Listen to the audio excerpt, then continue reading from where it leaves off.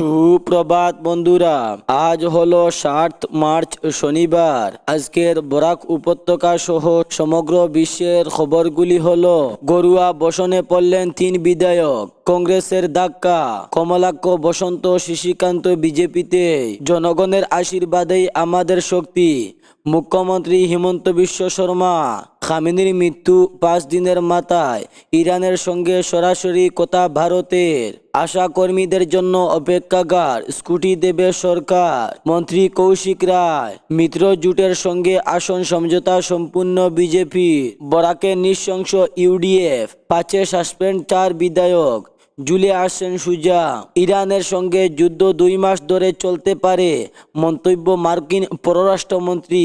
তাহলে বিস্তারিত খবরে যাওয়ার আগে এখনই চ্যানেলটি সাবস্ক্রাইব করুন এবং পাশে থাকা বেল আইকনটি বাজিয়ে রাখুন, যাতে সমস্ত খবরগুলি সবার আগে আপনার কাছে পৌঁছাতে পারে।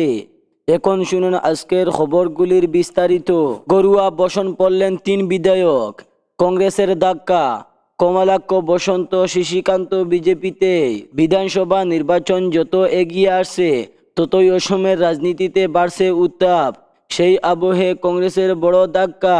দলের ৩ বিধায়ক কমলাক্ষুদে পুরকাইস্থ বসন্ত দাস এবং শশীকান্ত দাস বৃহস্পতিবার আনুষ্ঠানিকভাবে ভারতীয় জনতা পার্টিতে যোগ দিলেন। গুয়াহাটি বশিষ্ঠিত থাকা রাজ্য বিজেপির সদর দফতরে অটল বিহারী বাজপেয়ী ভবনে আয়োজিত এক অনুষ্ঠানে তাদের গরুয়া শিবিরে স্বাগত জানান বিজেপির রাজ্য সভাপতি দিলীপ শইকিয়া। উপস্থিত ছিলেন দলের একাধিক শীর্ষ নেতা কর্মী এবং সমর্থকরা। অসমের রাজনৈতিক অঙ্গনে এই ঘটনাটাকে তাৎপর্যপূর্ণ বলেই মনে করা হচ্ছে। খামেনির মৃত্যু ৫ দিনের মাথায় ইরানের সঙ্গে সরাসরি কথা ভারতের।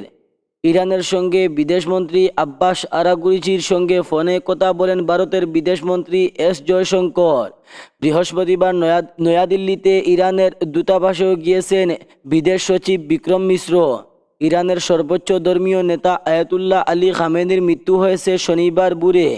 সেই ঘটনার ৫ দিনের মাথায় তেহরানের সঙ্গে সরাসরি কথা বলল ভারত।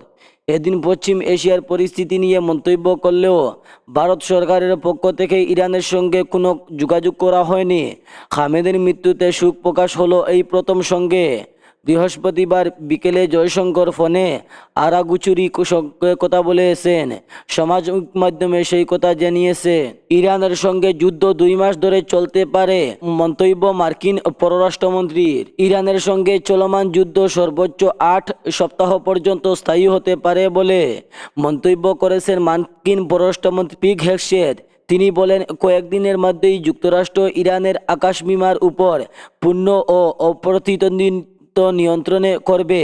তার ভাষায়, ইরান মার্কিন সামরিক শক্তির সঙ্গে পাল্লা দিয়ে টিকে থাকতে পারবে না ও তাদের সামরিক সক্ষমতা প্রতি ঘন্টায় ক্ষয় হয়ে যাচ্ছে। হেগসেথ বলেন, আমরা ৪ সপ্তাহ বলতে পারি, কিন্তু তা ৬ হতে পারে, ৮ও হতে পারে, এমনকি ৩ সপ্তাহ পর্যন্ত চলতে পারে। শেষ পর্যন্ত গতি ও সময়সীমা আমরা নির্ধারণ করব।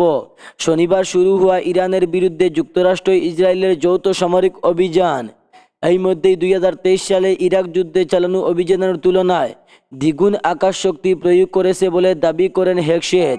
একই সঙ্গে তিনি বলেন, এটি ইসরায়েলের আগে ১২ দিনের যুদ্ধ ইরানের বিরুদ্ধে পরিচালিত অভিযানের চেয়ে ৭ গুণ বেশি তীব্র। ওয়াশিংটন এক সংবাদ সম্মেলনে হেগসেথের সঙ্গে উপস্থিত ছিলেন মার্কিন জয়েন্ট চিফ অফ স্টাফের চেয়ারম্যান জেনারেল ড্যান ক্রয়। শ্রীভূমির লক্ষ্মীবাজার রোডে অটো বাইকের মুখোমুখি সংঘর্ষ, আহত ৭, আশঙ্কাজনক ২।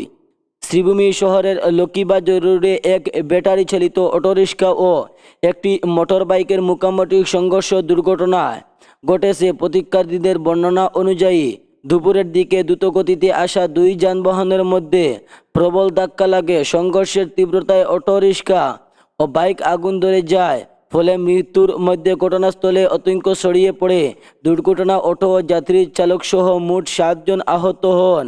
স্থানীয় বাসিন্দারা তাৎক্ষণিকভাবে সহিংসতাদের পরিচয় দিয়ে আহতদের উদ্ধার করে দ্রুত করিমগঞ্জ সিভিল হাসপাতালে পাঠিয়ে দেন। সেখানে আহতদের প্রাথমিক চিকিৎসা শুরু হয়।